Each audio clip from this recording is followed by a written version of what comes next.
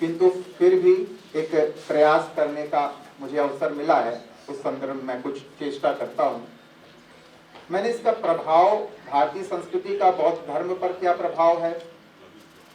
बौद्ध धर्म का भारतीय संस्कृति पर क्या प्रभाव पड़ा, दोनों में आदान प्रदान कैसे हुआ, इस पर कुछ चिंतन किया है और उसी संदर्भ में मैं अपनी बात रखना चाहूंगा।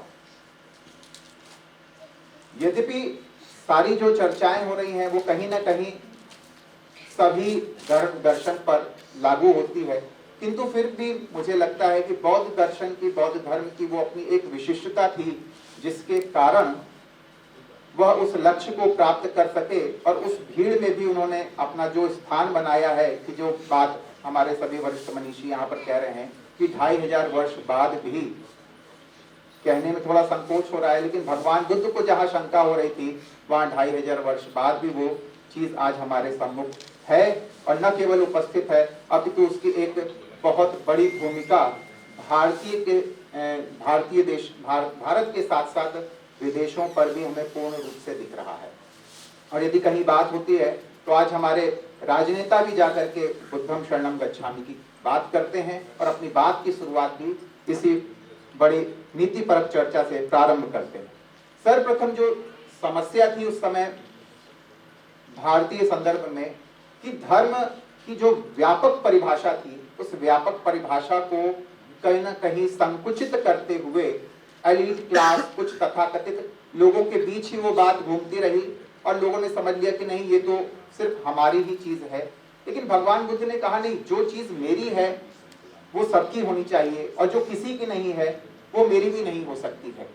सबको बांट करके चलने में कहीं ना कहीं सबका साथ मिलता है और सबका साथ मिलता है तो सबके उत्थान की कल्पना निरर्थक नहीं हो पाती है। उन्होंने धर्म शब्द को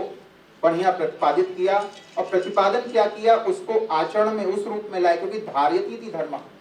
जो बात हो रही है उसके अंतर्गत उन्होंने यही बात समझी कि लोगों तक उनको धर्म से विरक्त किया जा रहा है, अलग किया जा रहा है कि नहीं, धर्म आपके लिए नहीं है। उन्होंने यही समझाना बस चाहा कि नहीं, धर्म तो है, सभी के लिए है, समान रूप से है, कोई जाति नहीं है, कोई वर्ग नहीं है। जो पवित्र हृदय से उस धर्म को धारण कर सकता है उसके लिए ही वह धर्म है। तो जन सामान्य तक जाति वर्ग आदि का इन सारी समस्याओं को, बाधाओं को दूर करते हुए घर घर तक, जन जन तक, अंतिम पंक्ति में बैठे हुए उस अंतिम व्यक्ति तक उन्होंने जो पहुंचाने का सार्थक प्रयास किया, उसके कारण भारतीय संस्कृति न केवल संवर्धित हुई अपितु बौद्ध जो धर्म है वह भी आसमान की ऊंचाइयों को छूने लगा। दूसरी जो मुख्य बात मुझे समझ में आती है कि जो हृदय में प्रवेश करने की बात है, कल मैं ट्रेन में यात्रा कर रहा था तो एक माँ थी और उसके साथ एक 7 मास का छोटी सी गुड़िया, उनकी बेटी थी।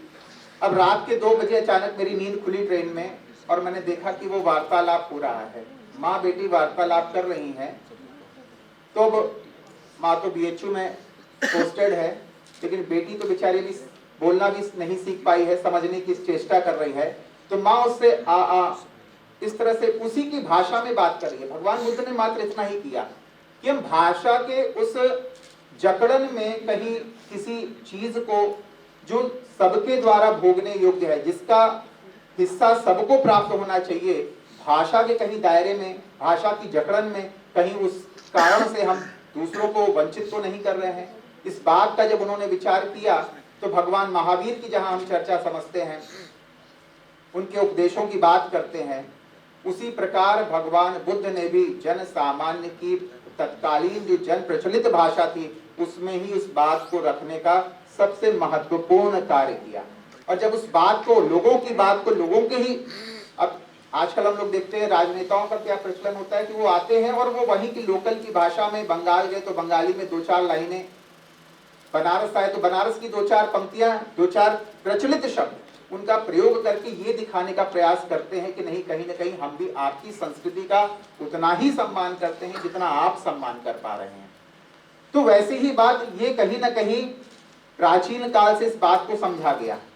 यदि राजा कहीं सफल हुआ तो राजा ने जब जाकर के जन सामान्य के बीच में बैठ करके उन्हीं की पीड़ा को समझा, उन्हीं की भाषा में समझा, भले ही भेष बदल करके उसको समझना पड़ा, लेकिन जब समझा तभी जाकर के वह लोगों के कष्ट को समझ सका और उसकी समस्याओं का समाधान हो सका। तो भगवान बुद्ध ने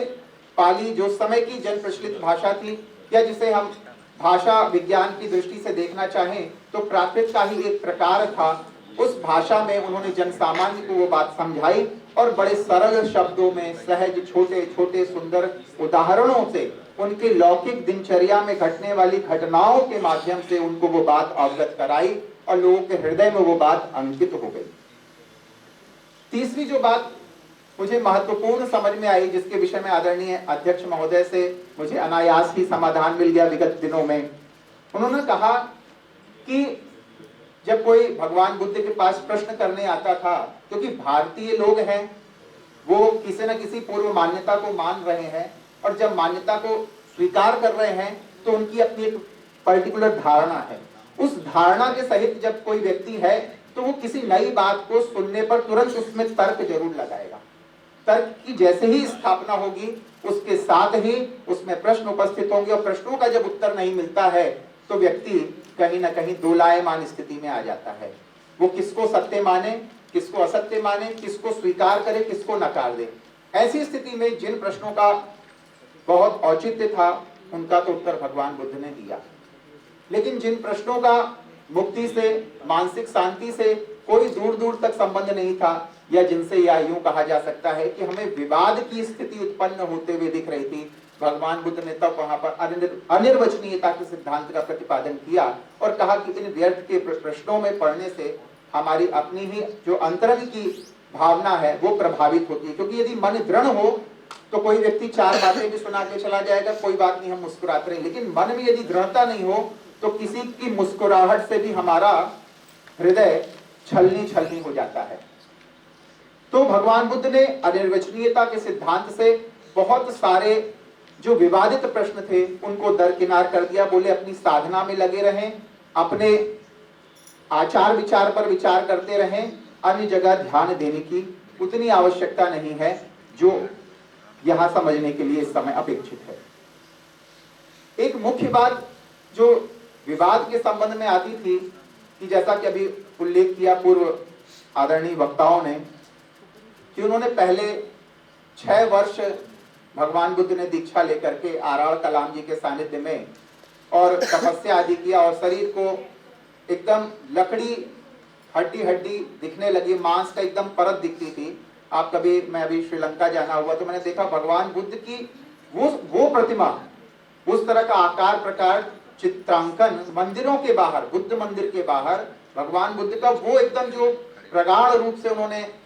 जब तपश्चर्या की, जहां तक मैं समझ पा रहा हूं वो उस तरह का पोज उनका वहां पर स्थापित होता था। तो भगवान बुद्ध ने वही समझाया, उस बात को समझाने का प्रयास किया